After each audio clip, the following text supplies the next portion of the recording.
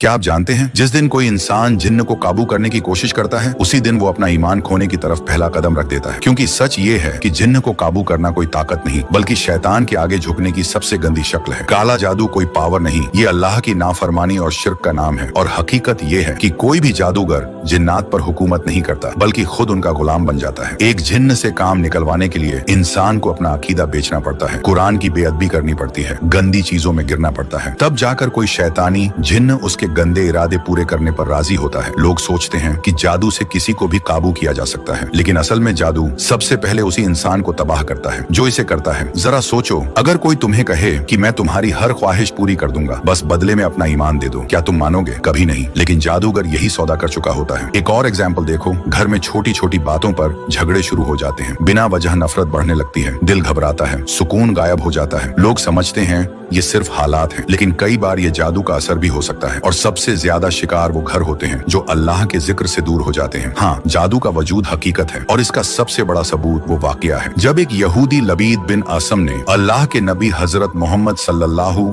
अलैहि वसल्लम पर जादू किया। उसने कंघी के टूटे दांतों और बालों पर गिरह लगाकर उसे एक कुएं में छुपा दिया। असर ये हुआ कि नबी सल्लल्लाहु अलैहि वसल्लम को कुछ काम ऐसे महसूस होते जैसे कर लिए हो, जबकि नहीं किए होते। लेकिन क्या जादू जीत गया? हरगिज नहीं। अल्लाह ने फरिश्तों के जरिए हकीकत बता दी और सूरह अल फलक और सूरह अन्नास नाजिल फरमाई। जैसे जैसे आयतें पढ़ी गईं, गिरहें खुलती गईं और जादू खत्म हो गया। ये हमें सिखाता है कि असली ताकत जादू में नहीं, बल्कि अल्लाह के कलाम में है। आज मसला ये है कि हल्की सी परेशानी आते ही लोग फौरन नकली आमिलों के पास भागते हैं। याद रखो, हजरत सुलेमान अलैहिस्सलाम के अलावा किसी इंसान को जिन्नात पर हुकूमत नहीं दी गई। उनके बाद जो भी ये दावा करता है वो खुद शैतान का गुलाम बन चुका होता है। कुरान साफ कहता है, बेशक शैतान की चाल बहुत कमजोर है। तो अपने घरों को जिंदा करो सूरह अल बकरह की तिलावत से, क्योंकि जिस घर में ये पढ़ी जाती है वहाँ जादू और शैतान टिक नहीं सकते। तो फैसला आज ही करो, डर में जीना है या अल्लाह पर यकीन के साथ खड़ा होना है। क्योंकि जिस घर में अल्लाह का नाम गूंजता है वहाँ किसी जादू की औकात नहीं रहती। या अल्लाह जो भी जादू, बुरी नजर या जिन्नात के असर में है, उन्हें शिफा अता फरमा और हमारे घरों की हिफाजत फरमा। आमीन। अगर आप भी चाहते हो कि ये खौफ खत्म हो तो दिल से आमीन जरूर लिखो। शायद आपकी दुआ किसी की जिंदगी बदल दे।